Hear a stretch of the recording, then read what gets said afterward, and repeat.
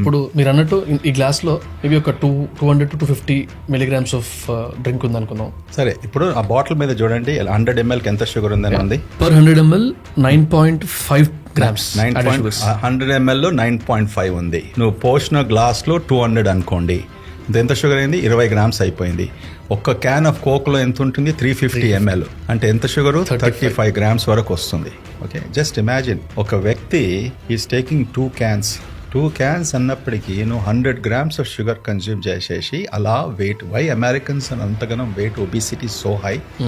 Daily consumption for women is about 25 grams. Okay, for men 36 grams. So in case if you just calculate ఒక 25 grams of sugar వేసుకుంటే, this is what a woman can consume approximately. This is what a man can consume. Yes. అంతే కదా sir? Yeah, 38 వచ్చింది. But if he is, and now there are people who drink the complete liter కదా sir, వాళ్ళ పరిస్థితి. Yeah, that's okay sir, లెక్కేద్దాం సార్. 70, 80, 90 ఇంత sugar only Thums Up నుంచి వచ్చింది వాడికి. కేవలం కోక్ లేనే కాదు.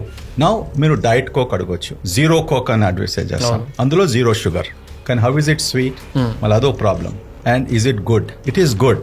Problem is the International Cancer Research Association declared